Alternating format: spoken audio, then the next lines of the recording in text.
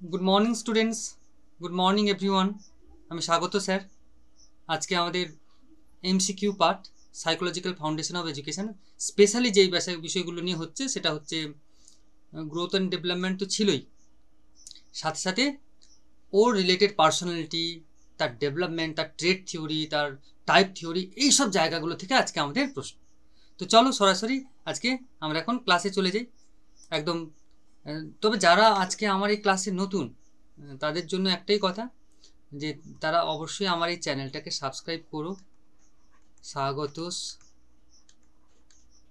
স্বাগতোস educare, কোনো page থাকবে না, CARE, স্বাগতোস এডুকেয়ার। দেখো এখানেই রয়েছে স্বাগতোস এডুকেয়ার, এটাতে সবাই সাবস্ক্রাইব করবে, বেল আইকন প্রেস করে দেবে, তাহলে টাইম টু টাইম যে ক্লাসগুলো নেব একদম সরাসরি পৌঁছে যাবে।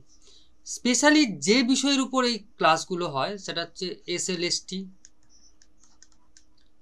PSC স্কুল মাস্টার এবং টেট রিলেটেড, বা কোনো স্টেটে, গুজরাট হতে পারে, মহারাষ্ট্র হতে পারে, যদি স্কুল সার্ভিস নিয়োগ হয় এডুকেশন সাবজেক্টে, তাহলে কিন্তু তারা সবাই এই সাবজেক্ট মানে আমার এই এমসিকিউগুলো থেকে তারা অনেকটাই সুবিধা পাবে। তো দেখা যাক। আর যারা ক্লাস করবে তারা অবশ্যই লাইক অ্যান্ড শেয়ার করো। আর ক্লাসের লাস্টে এমসিকিউ কোশ্চেন, একদম হোমওয়ার্ক কোশ্চেন একটি থাকবে, সেটার ফিডব্যাক দিয়ে জানো, কমেন্ট করো, আমি জানতে চাই তোমরা কেমন কি করলে। চলো প্রথম প্রশ্ন আজকের এমসিকিউ পার্টের, সাইকোলজিক্যাল ফাউন্ডেশন অফ এডুকেশন থেকে ইউনিট 2, কিন্তু এটা স্কুল সার্ভিস কমিশনের যে SLST হচ্ছে 2025, সেখানকার একদম কারেন্ট একটি বিষয়।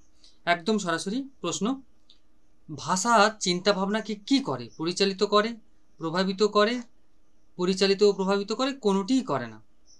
একটা ভাষা, ল্যাঙ্গুয়েজ, এই যে আমরা বলছি language guides, influence, guide and influence, না, কোনোটাই না। একটা ভাষা যখন কেউ বলছে সেটা অ্যাকচুয়ালি কী করে? কমিউনিকেট তৈরি করে, তাই না? আমরা সবাই জানি যে ভাষাগুলো একটার সঙ্গে আরেকটা কমিউনিকেশান তৈরি করে, এই পার্সনের সঙ্গে এই পার্সনের একটা দারুণ কমিউনিকেশান তৈরি করে, সেটা হচ্ছে ভাষা। তো এখন প্রশ্ন হলো, এই ভাষা তাহলে কি করে? অ্যাকচুয়ালি চিন্তা ভাবনার কোন দিকটাকে করে? পরিচালিত করে, প্রভাবিত করে, পরিচালিত ও প্রভাবিত করে, কোনোটি না। অবশ্যই এটা ব্যক্তিকে ইনফ্লুয়েন্স করে, প্রভাবিত করে। পরিচালনা করবে কেন? ইনফ্লুয়েন্স করে একজন আরেকজনকে। আমি এখানে আছি, তোমরা ওপান্তে রয়েছো, যারা ক্লাসগুলো দেখছে, তাহলে তারা প্রভাবিত হচ্ছে। যে কোনো ব্যক্তি যখন কথা বলে তাদের প্রভাবিত হই আমরা, তার মানে একটা ভাষা একটা চিন্তা ভাবনাকে প্রভাবিত করে। নেক্সট কোশ্চেন, প্রত্যেক ভাষার একটি সাধারণ কাঠামো আছে, স্ট্রাকচারাল একটা কনসেপ্ট আছে প্রত্যেক ভাষার। Every language has general structure. কথাটি কে বলেছেন? Chomsky, Sapir and Whorf, Eric Lenneberg. এই বিটা এখানে ঢুকে গেছে। তো যাই হোক, এই তিনটের মধ্যে সবাই দেখো কোনটা অ্যান্সার হতে পারে। Language has general structure, two words, মানে the words were said that, বা কে বলেছে? সেড বাই, কার দ্বারা এটা হয়েছে? এটা হয়েছে চমস্কি। এ কথাটা বলেছেন যে প্রত্যেক ভাষারই একটা সাধারণ কাঠামো রয়েছে, স্ট্রাকচার রয়েছে। চমস্কি এ কথাটা বলেছেন। শিশুর চিন্তন ক্ষমতা বৃদ্ধি পেলে সে কি করে? দ্রুত কথা বলতে পারে, বুদ্ধির বিকাশ হয় তার, এদের কেউই নয়, মানে কোনোটাই করে না। না, সমস্যা সমাধানের ক্ষমতা তার মধ্যে বাড়ে। শিশুর চিন্তার ক্ষমতা বৃদ্ধি পেলে কোনটা হয়? When a child thinking ability increase, যখন একটা শিশুর চিন্তার ক্ষমতাটা বেড়ে যায় তখন কি হয় তার? সেটা হচ্ছে তার সমস্যা সমাধানের ক্ষমতাটা বাড়ে। আচ্ছা, এখানে ডিটা হচ্ছে এরকম ব্যাপারটা হয়ে গেছে, সিটা মানে ডিটা এখানে আসবে আর কি। হ্যাঁ, যাই হোক, সি আছে অপশান, দেখে নিও, কোনো অসুবিধা নেই। তার মানে একজন ব্যক্তি, শিশুর যে চিন্তা ভাবনা করে, এই চিন্তা ভাবনার ক্ষমতা বৃদ্ধি পাওয়া মানেই সে নানা ধরনের সমস্যা সমাধান করতে পারবে, এটাই বোঝায়। নেক্সট কোশ্চেন, ভাষার উপাদানগুলি কি কি? দ্য কম্পোনেন্ট অফ ল্যাঙ্গুয়েজ আর, এরা হচ্ছে sound, syntax, meaning and use of words. Meaning, sound, sentence, information, sentence definition, sound, syntax, formation and use, মানে এই নিচেরগুলো কোনোটিই না। ধ্বনি, বাক্যবিন্যাস, শব্দের অর্থ প্রয়োগ করে, শব্দার্থ, ধ্বনি, বাক্য গঠন এবং বাক্য নির্ণয় করে, ধ্বনি, বাক্যবিন্যাস, বাক্যের গঠন এবং প্রয়োগ করে।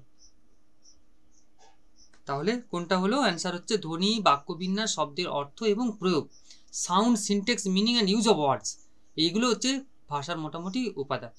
মোটামুটি কমন কতগুলো আছে, তবে এইটাকে এখানে পারফেক্ট বলে মনে হয়েছে। নেক্সট প্রশ্ন, ভাষার অন্তর্গত বিষয় কোনটা? একদম inner, the subject include in language, সাবজেক্টের মধ্যে কোন বিষয়টা ঢুকে রয়েছে? লিখন, পঠন, চিন্তাশক্তি, রাইটিং, রিডিং, থিঙ্কিং এবিলিটি, লিখন, পঠন, মুখাভিনয়, রাইটিং, টিচিং, অ্যাক্টিং, মুখাভিনয়, চিন্তাশক্তি, রাইটিং, থিঙ্কিং অ্যাবিলিটি। এটা পঠন হবে, পঠন, মুখাভিনয়, পঠন, মুখাভিনয়, আর কি এটা ঠ হবে, পঠন, মুখাভিনয় আর চিন্তাশক্তি, টিচিং, অ্যাক্টিং, থিঙ্কিং অ্যাবিলিটি। কোনটা ভাষার অন্তর্গত বিষয়? কোনটা ভাষার অন্তর্গত বিষয় হচ্ছে লিখন, পঠন আর মুখাভিনয়, রাইটিং, টিচিং আর অ্যাক্টিং, এই তিনটি রয়েছে। অ্যাক্টিং মানে কিছু একটা জিনিস আমরা অ্যাক্টিং না করে বিষয়টা বোঝালে বোঝা যাবে না। আমি কথা বলতে পারছি না, তাকে বোঝাচ্ছি, তার মানে কি? সে বুঝলো, সে এইরকম একটা দাগ, এরকম একটা দাগ, মাঝখানে একটা কাটা পড়লো, সে বুঝলো এই।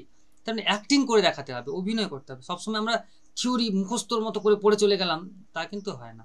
সেটা করতে গেলে অনেক সময় কী হয়, যে অনেকে সেটা হয়তো প্রাথমিকভাবে নিয়েছে, নিলে কি হবে, মানে অত মনের মধ্যে দাগ কাটেনি। তাই মনের মধ্যে দাগ কাটতে গেলে অবশ্যই কি করতে হবে, তাকে একটা অ্যাক্টিং করতে হবে। যিনি টিচার তিনি অ্যাক্টিং করে বিষয়টাকে একদম সুন্দর গল্পের ছলে তুলে ধরবেন। নেক্সট, একজন শিশুর ভাষা বিকাশের জন্য কার ভূমিকা একদম গুরুত্বপূর্ণ? Which role is important in a child's language development? শিশুর পরিবেশ, শিশুর বংশগতীয় পরিবেশ, উভয়ই কোনোটিই না। একজন শিশুর ভাষা বিকাশের জন্য কোনটা বেশি গুরুত্বপূর্ণ ভূমিকা পালন করে? The child environment, the child heredity, both, neither, কোনোটিই না। চলো দেখা যাক। একদম দুটোই লাগবে। বংশগতি পরিবেশ ছাড়া শিশুর ভাষার বিকাশ কখনোই সম্ভব না। ইনার পাওয়ার কিছু থাকবে, সাথে সাথে সে এনভায়রনমেন্ট, পরিবেশ থেকেও কিছু কালেক্ট করবে। এটা যদি হয় তাহলে তার সুন্দর ল্যাঙ্গুয়েজ ডেভেলপমেন্ট হবে। নেক্সট প্রশ্ন, হোপি কোন দেশের ভাষা? Hopi is the language of which country? The official language of Africa, the language of Korea, the language of the native American? None. আফ্রিকার রাষ্ট্রীয় ভাষা, কোরিয়ার ভাষা, আমেরিকার আদিবাসীদের ভাষা, কোনোটিই না। হোপি সম্পর্কে বলি, এটা একটা অবশ্যই আদিবাসীদেরই ভাষা। এই হোপি হচ্ছে একটা আদিবাসীদের যেহেতু ভাষা, তাই এটা একদম মানুষদের মধ্যে, মানে একদম একটা ছোট্ট এলাকার মধ্যে হয়েছে, ছোট্ট একটা নির্দিষ্ট জায়গার মধ্যে একটা কয়েকটা গোষ্ঠীর মানুষদের মধ্যে এই ধরনের ভাষার একটা প্রয়োগ দেখা গেছে, তারা সবসময় ব্যবহার করে এই ভাষাগুলো। তো সেখানে এই ভাষা হচ্ছে মার্কিন যুক্তরাষ্ট্রের একটা কি বলবো, রিজিওনাল বা মানে ওই যে আঞ্চলিক একটা ভাষা। এটা মূলত যেটা হয়েছে, এটা মূলত হয়েছে কি, উত্তর পূর্বাঞ্চলে আদিবাসীদের হোপি জনগণের ভাষা। এটা আমেরিকার উত্তর পূর্বাঞ্চলের আদিবাসীদের, আমেরিকার উত্তর পূর্বাঞ্চলের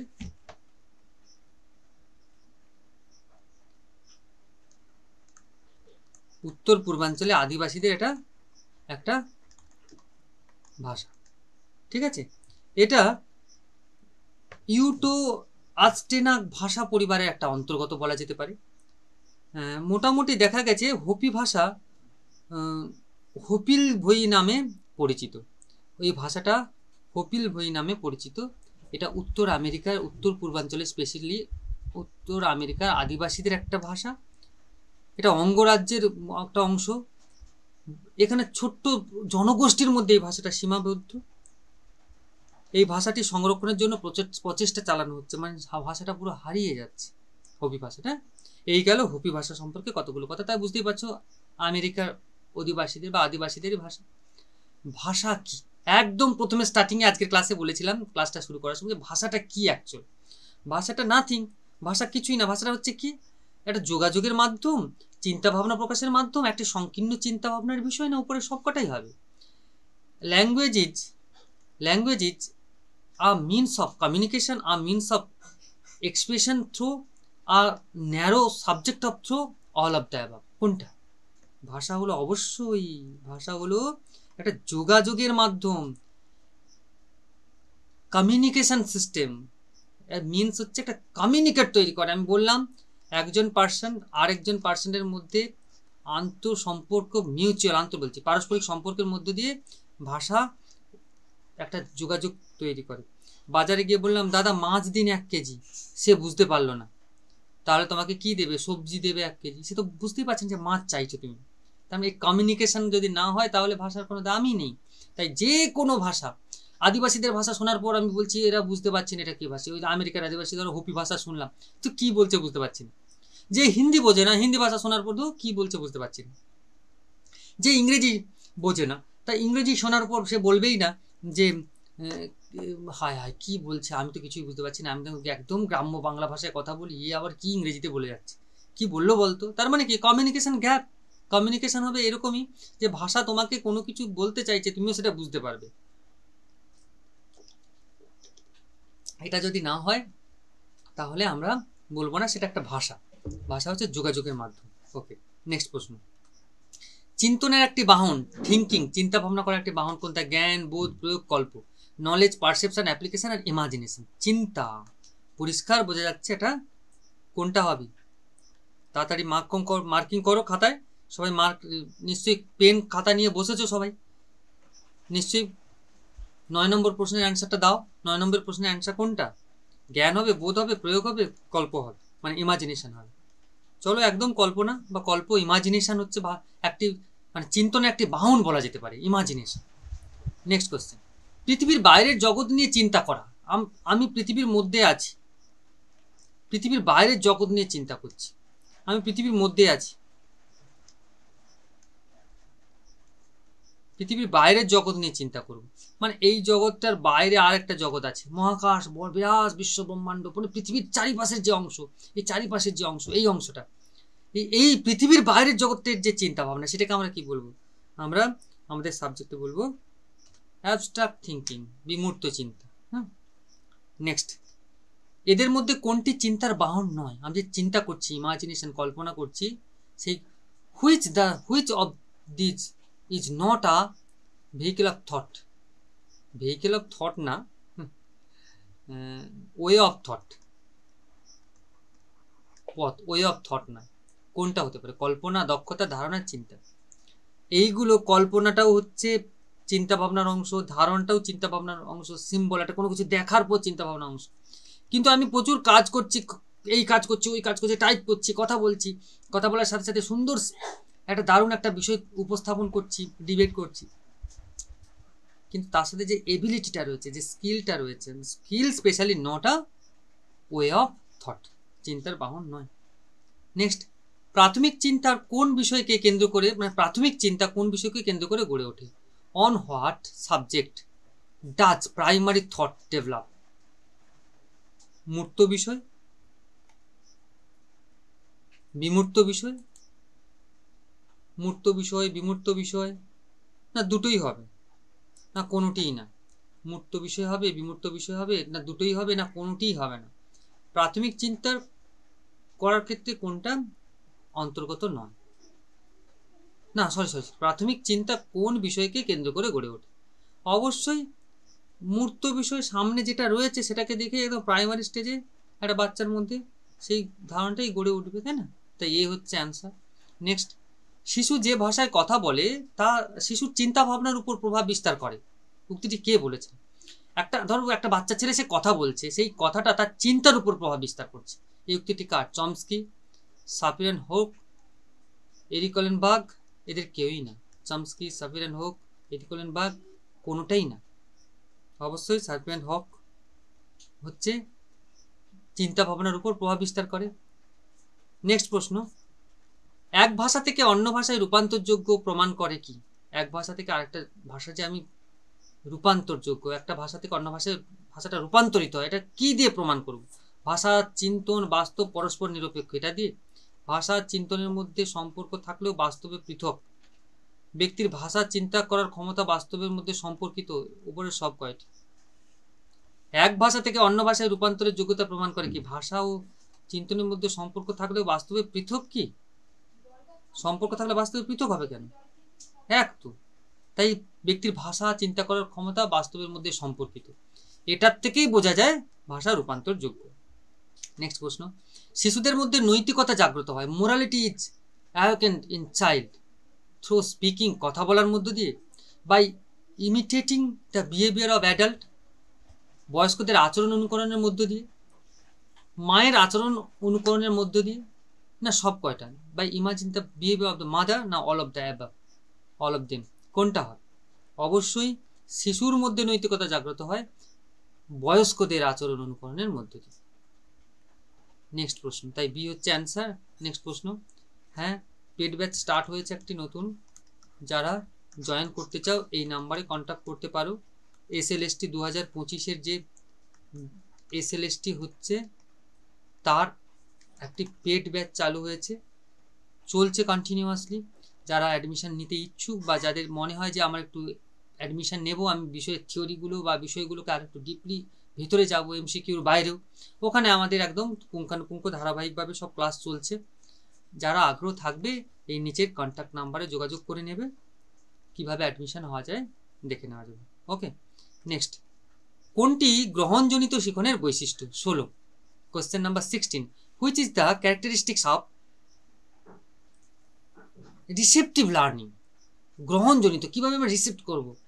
পঞ্চ ইন্দ্রিয়ের সহযোগে গ্রহণ হয়, সংবেদন এবং প্রত্যক্ষণের সহযোগে সংগঠিত হয়, সচেতনভাবে এটি সংগঠিত হয়, সবকটাই। Which is the characteristics of receptive learning? অবশ্যই এই সবকটাই হবে, সবগুলোই এর মধ্যে সম্পর্কিত। নেক্সট প্রশ্ন, সংবেদনের অর্থ সঠিকভাবে উপলব্ধি না করে যে শিখন সংগঠিত হয় তা হলো বোধহীন শিখন, অর্থযুক্ত শিখন, উদ্ভাবনীমূলক শিখন বা ডিসকভারি লার্নিং? কোনোটিই না। Senseless learning, meaningful learning, Discovery learning, none of them. Inventive না লিখে লেখো এখানে ডিসকভারি লার্নিং। ডিসকভারি লার্নিং কোনটা হবে? সংবেদনের অর্থ সঠিকভাবে উপলব্ধি না হলে,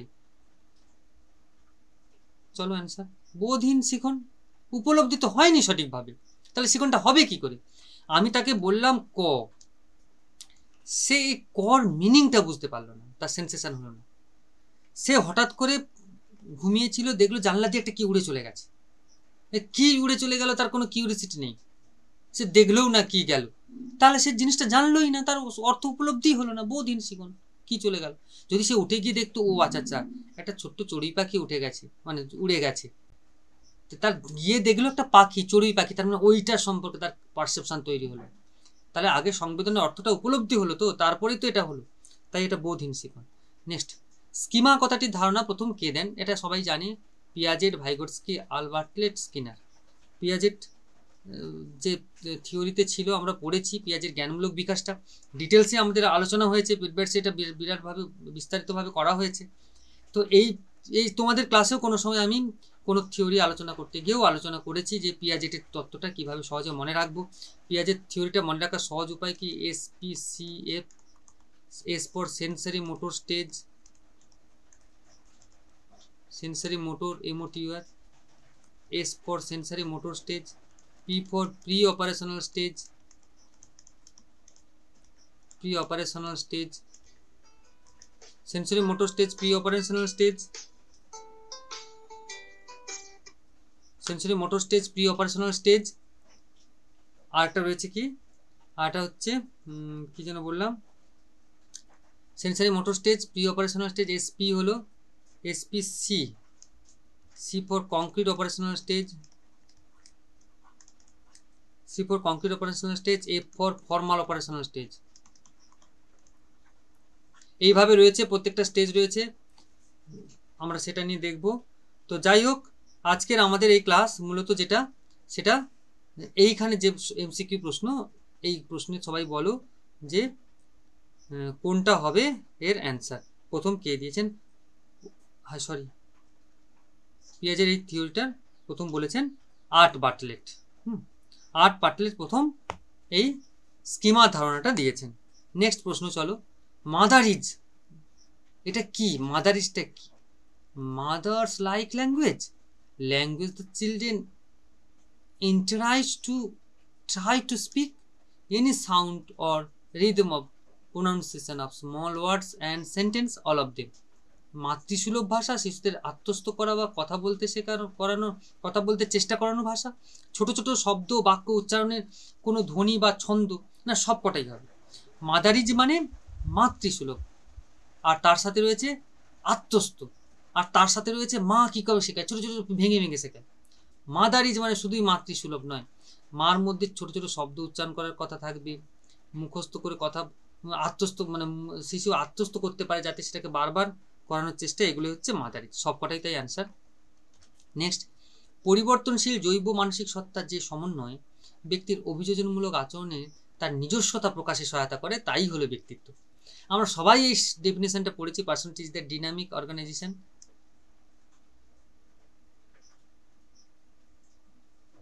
personality is the dynamic organisation with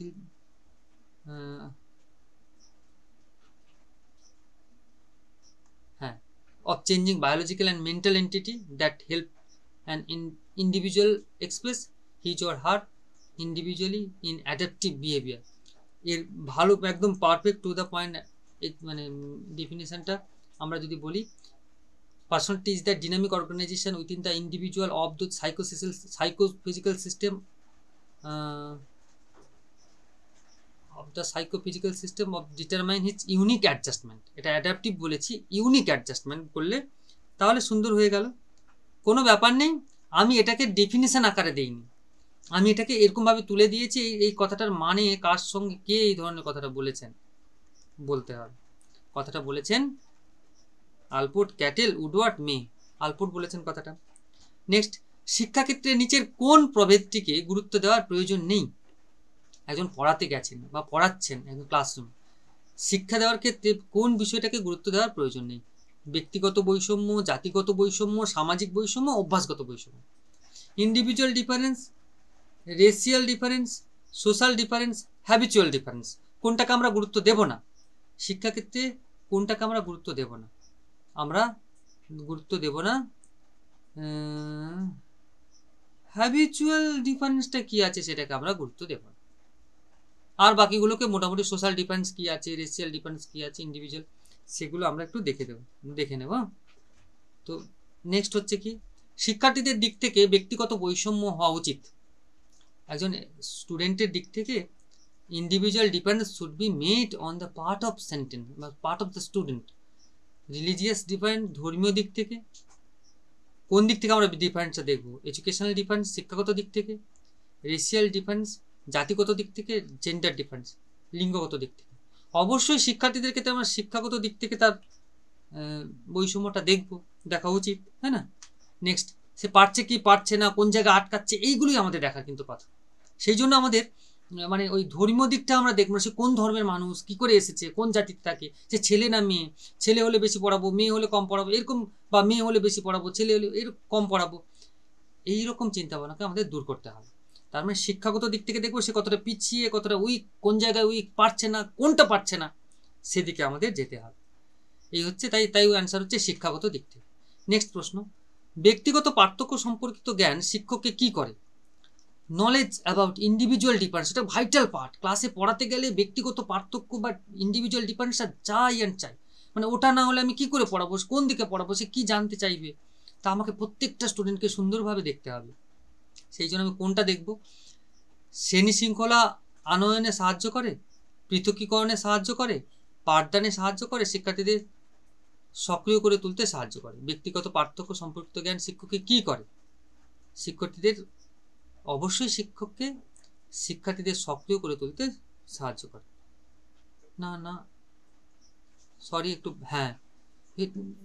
শিক্ষার্থীকে সক্রিয় শুধু করবে কেন, পুরো প্রসেসটাকে সক্রিয় করতে হবে।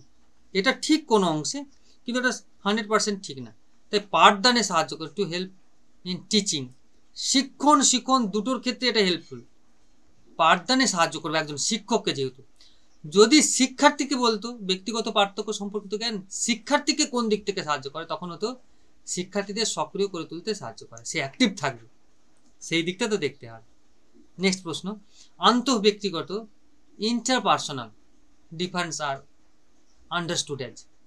এই আন্তঃব্যক্তি পার্থক্য বোঝা যাবে কোনটা? দৈহিক ও সঞ্চারিত বৈশিষ্ট্য, মনোবৈজ্ঞানিক পার্থক্য, বৌদ্ধিক সক্ষমতা। ইন্টারপার্সোনাল। ইন্টার মানে আর ইন্ট্রা দুটোর মানে আছে। ইন্ট্রা মানে কি আর ইন্টার মানে কি? ইন্ট্রা মানে নিজের মধ্যে, নুন, নিজের মধ্যে। ইন্টার মানে পরস্পরে, পরস্পরে। আমার সঙ্গে ওর, আমার সঙ্গে ওর, তার, তার মানে কি 2-3 জন 4 জন 10 জন 1000 জন থাকতে পারে, তাদের সঙ্গে পার্থক্য। এইখানে সেইটাই চেয়েছে নিচেরটা। ইন্টার মানে পরস্পরের সঙ্গে যে পার্থক্যটা, এটা ভালো করে বুঝতে হবে, তবেই অ্যান্সারটা পারবে। কোন দিক থেকে? সব কটা দিক থেকেই হবে। আমার সঙ্গে ওর মানে মনের দিক থেকে হতে পারে, দৈহিক দিক থেকে হতে পারে, বিভিন্ন রকম ভাবে কাজ করার করতে হবে, বৌদ্ধিক সক্ষমতার করতে হতে পারে। তার মানে সবকটা দিক থেকে আমার সঙ্গে অন্যের পার্থক্য হতে পারে, তাই সবকটা। নেক্সট, একজন শিক্ষার্থী ইংরেজিতে ভালো আর একজন শিক্ষার্থী অঙ্কে ভালো, এটি কোন ধরনের ব্যক্তিগত বৈষম্য? A student is good at English and another student is good at math. What type of personal difference in this মানে is this? এখানে কোনটা? Creativity, demonstrative, educational, cultural? কৃষ্টিগত, প্রাক্ষবিক, শিক্ষাগত, সাংস্কৃতিক। সাংস্কৃতিক স্পেলিংটা ভুল আছে।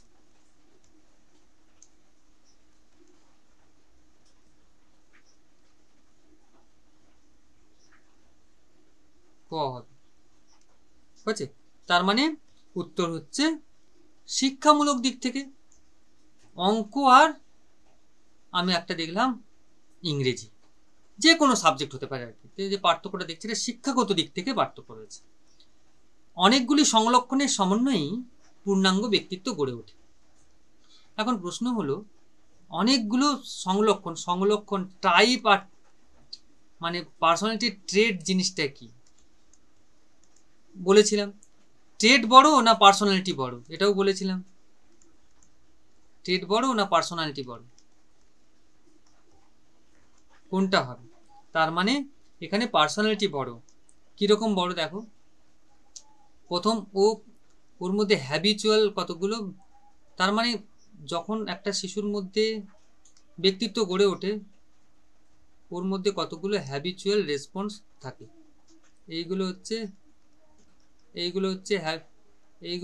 কি? এগুলো হচ্ছে সবকটা রিফ্লেক্স মানে কন্ডিশনিং মানে অনুবর্তিত কতগুলো আচরণ, অনুবর্তিত আচরণ। কয়েকটা অনুবর্তিত আচরণ নিয়ে তৈরি হলো অভ্যাস।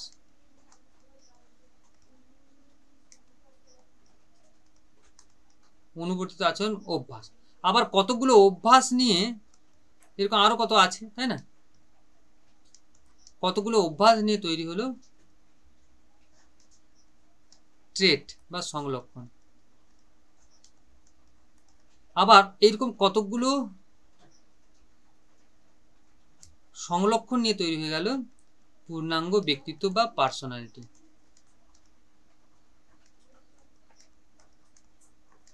পূর্ণাঙ্গ ব্যক্তিত্ব বা পার্সোনালিটি এইভাবে কিন্তু হয়। আশা করি সবাই ব্যাপারটা মোটামুটি বুঝতে পারবে জিনিসগুলো। তো এই তার মানে কি, অবশ্যই সবার উপরে হচ্ছে পার্সোনালিটি, তার পার্সোনালিটি হচ্ছে বড়, তারপরে গুলো ছোট। তো এখন প্রশ্ন হলো, তাহলে এখানকার প্রশ্নের কি, অনেকগুলি সংলক্ষণের সমন্বয়ে পূর্ণাঙ্গ ব্যক্তিত্ব গড়ে ওঠে, কথাটি ঠিক না কথাটি ভুল? বুঝতেই পারছি, এখন তো বললাম কথাটি ঠিক অবশ্যই, তাই না? এটাই বললাম। নেক্সট, মনোবিদ আলপোর্ট ব্যক্তিসত্তাকে কয়টি ভাগে বিভক্ত করেছেন? আলপোর্টের দেওয়ার সংজ্ঞা তার অনুযায়ী different type of personality. In how many parts did the psychologist আলপোর্ট divide the personality? আলপোর্ট তার পার্সোনালিটিকে 3 ভাগে ভাগ করেছেন।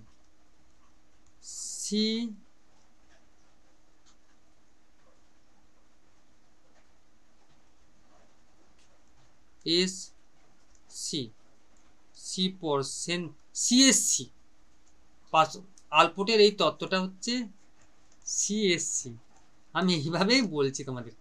C for central, S for secondary,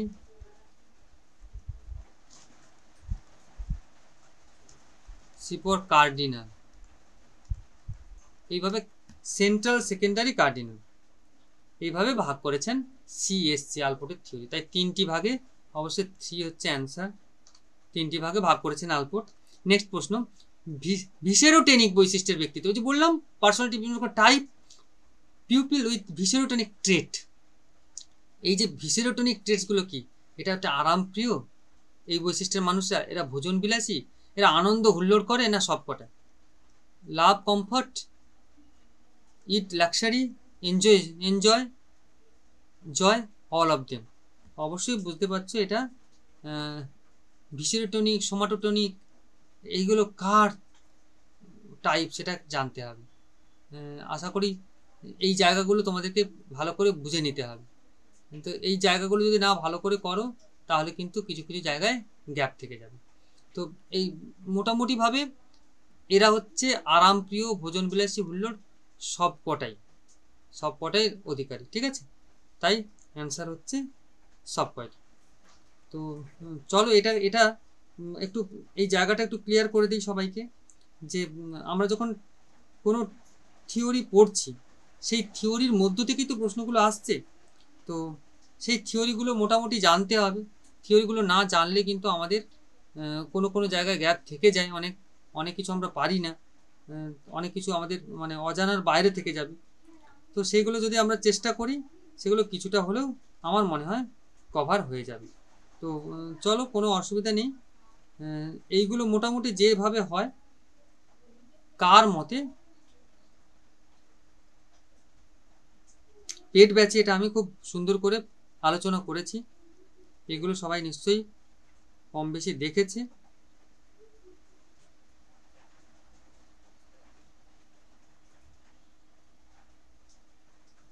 হ্যাঁ, তো সেইখান থেকেই এই প্রশ্নগুলো হয়েছে মোটামুটিভাবে।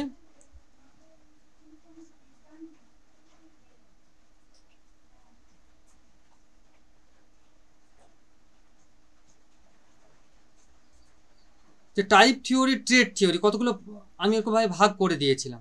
টাইপ থিওরি, ট্রেড থিওরি, এরকমভাবে বেশ কিছু ভাগ ছিল। হ্যাঁ, আশা করি সেই ভাগগুলো সবার কিছুটা হলেও নেওয়া হয়েছে। যদি না নেওয়া হয় তাহলে তোমাদের এটা করে নিতে হবে। হ্যাঁ, তো এখানে মোটামুটি যেভাবে ভাগ করেছে, ভিসেরোটনিক, সোমাটোটনিক বললাম, সেরিব্রোটনিক, এটা হচ্ছে মেন্টাল। সেলডন ব্যক্তিসত্তাকে দুটো স্পেশালি দিকে ভাগ করেছে। একটা হচ্ছে ফিজিক্যাল দিক, PHYSICAL, ফিজিক্যাল, আর একটা হচ্ছে মেন্টাল। ফিজিক্যাল দিকের যে ভাগটা সেটা হচ্ছে EME। মানে ই ফর এন্ডোমর্ফ, মেসোমর্ফ, একটোমর্ফ। EME, এন্ডোমর্ফ, মেসোমর্ফ, একটোমর্ফ। এইভাবে ফিজিক্যাল দিক থেকে ব্যক্তিসত্তার যে থিওরি তিনি দিয়েছেন, ব্যক্তিত্বের যে সংলক্ষণ, এটা মূলত টাইপ থিওরি সেলডনের। এই টাইপ থিওরির মধ্যে তিনি টাইপ থিওরিতে তিনি এইভাবে বলেছেন, তিনটে হচ্ছে ফিজিক্যাল, EME, এন্ডোমর্ফ, মেসোমর্ফ, একটোমর্ফ। আরেকটা রয়েছে মেন্টাল দিক থেকে যে ভাগটা রয়েছে সেটা কি? সেটাকে বলছে VSC, ভিসেরোটনিক। ভিসেরোটনিক যে লিখেছি, ভিসেরোটনিক, VISCEROTONIC, ভিসেরোটনিক। তার সোমাটোটনিক, এটা লিখে দিই, সোমাটোটনিক, ভিসেরোটনিক, সোমাটোটনিক। আর একটা সি হচ্ছে সেরিব্রোটনিক, CEBROTONIC,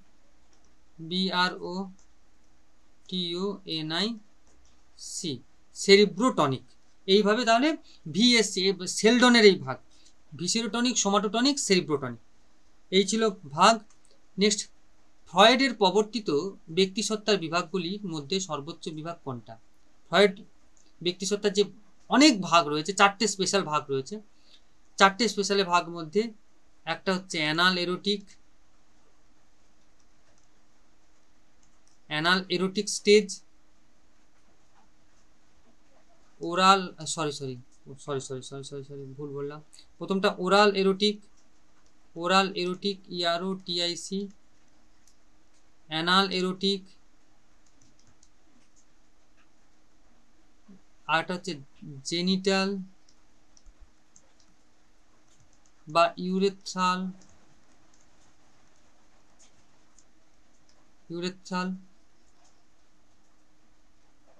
আরেকটা রয়েছে এইখানে, অ্যাকচুয়ালি এইখানে তিনটে বেসিক জায়গা, এখানে চারটে বলা হয় এরকম, ওরাল, অ্যানাল, জেনিটাল, আর একটা হচ্ছে নর্মাল বা ওই যে মানে যেটাকে বলবো একদম ন্যাচারাল আর কি। এইভাবে নামটা ঠিক স্পেশাল যে জায়গাগুলো রয়েছে সেই জায়গাগুলো থেকে যেটা বলা যেতে পারে মোটামুটি ভাবে অ্যানাল, ওরাল, জেনিটাল, আর হচ্ছে ফ্যালিক স্টেজ। হ্যাঁ, এবার মনে পড়েছে, folic genital folic stage, PHALIC, folic. এইরকম চারটে ভাগে ভাগ করেছেন হোয়াইট তার থিওরিতে। তার যে তত্ত্ব দিয়েছিলেন সেই তত্ত্বে মোটামুটি দেখা গেছে যে জীবন বিকাশের যে স্তর, সেই স্তরে তাঁর চিন্তা ভাবনা অনুযায়ী oral, anal, phallic, genital. Oral, anal, phallic 1 2 3 সর্বোচ্চ হচ্ছে 4, তাই জেনিটাল হচ্ছে অ্যান্সার। জেনিটাল হচ্ছে 4 নম্বর। হ্যাঁ, ওরাল, অ্যানাল, ফ্যালিক আর জেনিটাল, এই চারটে ভাগে ভাগ করেছেন, ওরাল, অ্যানাল, ফ্যালিক, জেনিটাল। ঠিক আছে, তো এই ছিল 29 দাগের প্রশ্নের অ্যান্সার। নেক্সট হচ্ছে এটা হোমওয়ার্ক কোশ্চেন। যে সকল ব্যক্তিদের দৈহিক কাঠামো সুদৃঢ় এবং মানসিক দিক থেকে তারা মানসিক দিক থেকে দৈহিক সাম্যতা বজায় আছে তাদেরকে কি বলে? Asthenic, athletic, dysplastic, picnic. যে সকল ব্যক্তিদের দৈহিক কাঠামো দৃঢ় এবং তাদের মোটামুটিভাবে সুঠাম দেহ আর কি, মানসিকতার দিক থেকেও তারা এবং দৈহিক দিক থেকেও তারা সুন্দর, সুস্থ, স্বাভাবিক, তাদেরকে দৈহিক সাম্যত বজায় আছে, তাদেরকে আমরা কি বলবো? এই যে অ্যাস্থেনিক, অ্যাথলেটিক, ডিসপ্লাস্টিক, পিকনিক, এই ভাগটা কে করেছেন? ক্রেৎসামার,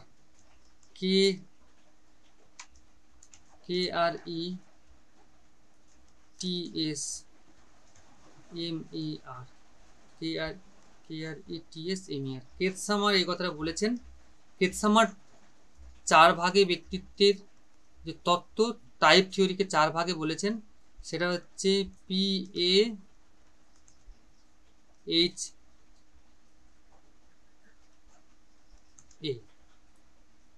পাইকনিক বা পিকনিক, অ্যাথলেটিক, হাইপোপ্লাস্টিক বা ডিসপ্লাস্টিক বলানোর সময়, আর এটা হচ্ছে অ্যাথলেটিক।